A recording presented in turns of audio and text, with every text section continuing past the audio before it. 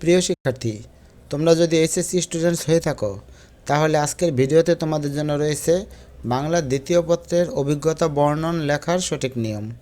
তোমাদের পরীক্ষায় অভিজ্ঞতা বর্ণন আসবে 8 নম্বর প্রশ্নে, নম্বর থাকবে 10। প্রশ্নের ধরনটা হবে এরকম: দিনলিপি লিখন এবং অভিজ্ঞতা বর্ণন থেকে একটি প্রশ্ন আসবে, অথবা ভাষণ রচনা ও প্রতিবেদন থেকে একটি প্রশ্ন আসবে। এর মানে হচ্ছে দিনলিপি লিখন অথবা অভিজ্ঞতা বর্ণন দুইটা থেকে যে কোনো একটা প্রশ্ন আসবে, এবং ভাষণ রচনা এবং প্রতিবেদন থেকে একটি প্রশ্ন আসবে। মোট 2টি প্রশ্ন আসবে এবং সেখান থেকে একটি উত্তর দিতে হবে। তোমরা যদি দিনলিপি লিখন এবং অভিজ্ঞতা বর্ণন পড়ো তাহলে ভাষণ রচনা এবং প্রতিবেদন পড়তে হবে না। আবার যদি ভাষণ রচনা এবং প্রতিবেদন পড়ো তাহলে দিনলিপি লিখন এবং অভিজ্ঞতা বর্ণন এই অংশটাকে বাদ দিতে পারবে। এখন তোমাদের কাছে যেটা সহজ মনে হয় সেটাকে অ্যান্সার করবে। আমার মতে দিনলিপি লিখন এবং অভিজ্ঞতা বর্ণন অনেকটা সহজ ভাষণ এবং প্রতিবেদনের তুলনায়। যেহেতু আজকে আমাদের আলোচ্য বিষয় অভিজ্ঞতা বর্ণন, তাহলে আমরা জেনে নিব যে অভিজ্ঞতা বর্ণন আসলে কী। অভিজ্ঞতা শব্দটির অর্থই হলো কোনো বিষয়ে বিশেষ জ্ঞান বা দক্ষতা অর্জন করা।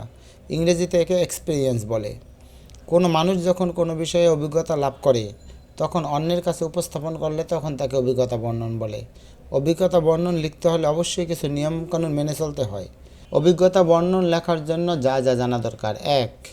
যথাসম্ভব সুসামঞ্জস্য প্রক্রিয়ায় অভিজ্ঞতা বর্ণন করতে হবে। অর্থাৎ অভিজ্ঞতা বর্ণন লিখতে গেলে তোমাকে সব কিছু সাজিয়ে নিতে হবে বা সাজিয়ে গুছিয়ে লিখতে হবে। বিক্ষিপ্ত বিষয়গুলো তোমাকে সুন্দরভাবে সাজিয়ে নিতে হবে। অর্থাৎ তুমি যদি কোথাও ভ্রমণ করতে যাও, সুন্দরবন ভ্রমণ কিংবা কক্সবাজার ভ্রমণ অথবা কোনো জাদুঘর ভ্রমণ করতে গেলে সেখানে গেলে তোমাকে বিভিন্ন অভিজ্ঞতার মুখোমুখি হতে হবে। সেই অভিজ্ঞতাগুলো বিক্ষিপ্ত হয়ে যাবে, অর্থাৎ অনেক অভিজ্ঞতার মুখোমুখি হবে। সবগুলো কিন্তু তুমি লেখার মধ্যে আনতে পারবে না। যে বিষয়গুলো গুরুত্বপূর্ণ এবং যে বিষয়গুলো না উল্লেখ করলেই নয় সেই বিষয়গুলো তোমাকে সুন্দরভাবে সাজিয়ে নিতে হবে। 2 নম্বরে, অভিজ্ঞতা বর্ণনার শুরুটা যেন আকর্ষণীয় হয়। এছাড়া বর্ণনাটা যতদূর সম্ভব পাঠকের হৃদয়ের কাছাকাছি যেন যেতে পারে সে বিষয়ে মনোযোগী হতে হবে। 3 নম্বরে, বর্ণিত বিষয়টি যেন পাঠকের চোখের সামনে ভেসে ওঠে এমনভাবে বর্ণনা করতে হবে। অভিজ্ঞতা বর্ণনার ভাষা হবে সহজ, সরল ও সাবলীল। 5 নম্বরে, যে বিষয়ে অভিজ্ঞতা বর্ণনা করা হবে তার প্রাসঙ্গিক বিষয় আলোচনায় আসা প্রয়োজন। অর্থাৎ শুধুমাত্র যে বিষয় নিয়ে তোমাকে অভিজ্ঞতা লিখতে বলা হয়েছে সেই বিষয়ের বাইরে অপ্রাসঙ্গিক কথাবার্তা তোমাকে বর্জন করতে হবে, তবে তা যেন মূল বিষয়কে ছাপিয়ে না যায় সেদিকে খেয়াল রাখতে হবে।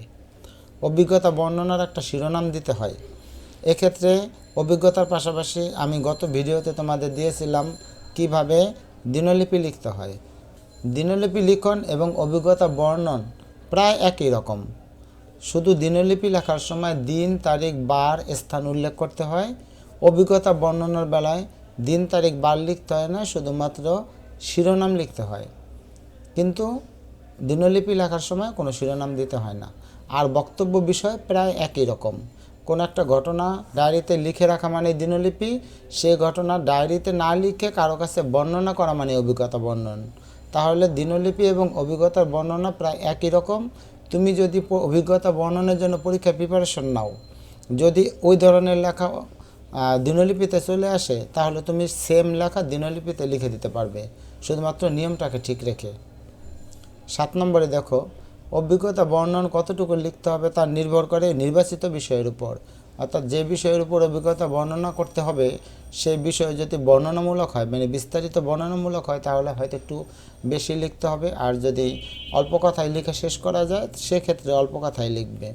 পৃষ্ঠা হিসেবে যদি আমরা ধরি, কোনো একটা অভিজ্ঞতা বর্ণন কোনো একটা পৃষ্ঠার বাম দিক থেকে লিখলে বা লিখতে শুরু করলে সেটা ডান দিক পর্যন্ত লিখলেই চলবে। কিছু কিছু ক্ষেত্রে অভিজ্ঞতা বর্ণনা তার থেকেও বেশি লিখতে হয় এবং কোনো কোনো অভিজ্ঞতা বর্ণনা তার থেকে কম লিখলেও চলে, বক্তব্য বিষয়ের উপর নির্ভর করে। 8 নম্বর, অভিজ্ঞতা বর্ণন যে কোনো পৃষ্ঠা থেকে শুরু করা যাবে।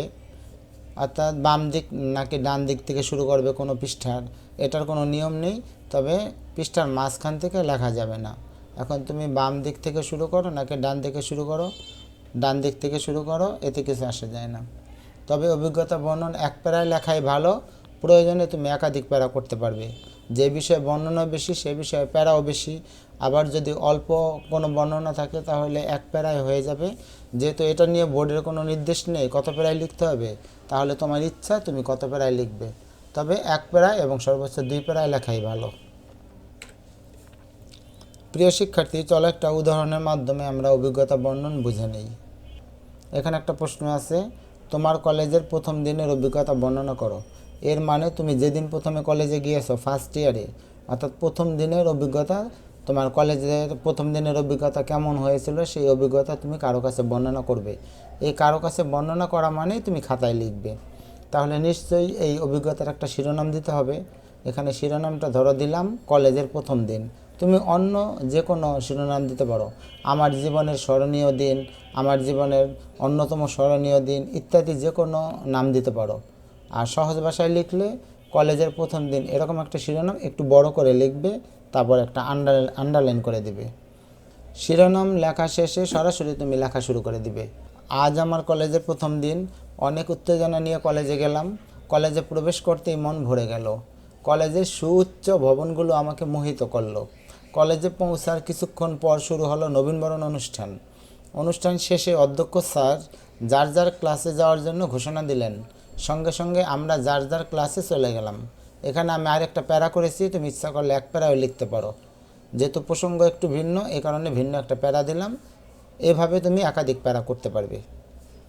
ক্লাসে প্রবেশ করে সব অপরিচিত মুখ দেখে কিছুটা দমে গেলাম। শিক্ষক তখনও ক্লাসে প্রবেশ করেনি। আমার বন্ধুদের কেউই এই কলেজে ভর্তি হয়নি, তাই সবাই প্রায় অপরিচিত। পাশের ছেলেটির সাথে পরিচিত হলাম, ওর নাম রিফাত। ওর মাধ্যমে আরও অনেকের সাথে পরিচিত হলাম। কেউ কেউ গ্রাম থেকে এসেছে, আবার অনেকে আছে যারা কলেজের কাছাকাছি বাস করে। একটু পরে একজন শিক্ষক ক্লাসে আসলেন। অনেক ছাত্রছাত্রী বলে তিনি মাইক্রোফোনে কথা বলতে লাগলেন। প্রথমে তিনি নিজের নাম বললেন এবং আমাদের সবার সাথে পরিচিত হলেন। তার সাবলীল কথা বলার ভঙ্গি আমার খুব ভালো লাগলো। তিনি আমাদের বাংলা শিক্ষক। তিনি আমাদের করণীয় সম্পর্কে আকর্ষণীয় ভাষায় বক্তব্য দিলেন। তার বাচনভঙ্গি, কণ্ঠস্বর, আন্তরিকতা আমাদের মুগ্ধ করলো। এরপর আরও 2টি ক্লাস হলো। প্রতিটি ক্লাসে আমার কাছে ছিল উপভোগ্য। টিফিন পিরিয়ডে আমি সম্পূর্ণ কলেজ ঘুরে দেখলাম। খেলার মাঠ, 3টি বৃহৎ ভবন, ক্যান্টিন, লাইব্রেরি, মিলনায়তন ইত্যাদি নিয়ে বিশাল ক্যাম্পাস। আনন্দময় একটি দিন কাটিয়ে বাসায় এলাম। এই দিনেই আমি স্বাধীন জীবনের পরিপূর্ণ স্বাদ লাভ করলাম। প্রথম দিনের অভিজ্ঞতা আমাকে বলে দিল আমার কাছে অফুরন্ত স্বাধীনতা। দিনটি স্মৃতির পাতায় চিরস্মরণীয় হয়ে থাকবে। প্রিয় শিক্ষার্থী, তোমরা যারা আমার আগের ভিডিওটি দেখেছো, অর্থাৎ দিনলিপি লিখন ভিডিওটি দেখেছো, সেখানেও এই সেম প্রশ্নটি ছিল, তোমার কলেজ জীবনের প্রথম দিনের অভিজ্ঞতা বর্ণনা করে একটি দিনলিপি লিখো। আমি সেম উত্তরটাই লিখেছিলাম, এখানে একটু বড় লিখেছি, গত প্রশ্নটা ছিল একটু ছোট। তাহলে তোমরা বুঝতে পারলে যে দিনলিপি লিখন এবং অভিজ্ঞতা বর্ণন বক্তব্য বিষয় প্রায় একই, অর্থাৎ একই প্রশ্ন 2 জায়গায় লিখতে পারবে, শুধুমাত্র নিয়মটা তোমরা আলাদা লিখবে। দিনলিপির জন্য দিন তারিখ লিখবে, আর অভিজ্ঞতা বর্ণনার জন্য তুমি অবশ্যই একটা শিরোনাম লিখবে, আর বাকিগুলো সবই একই লেখা লিখতে পারবে।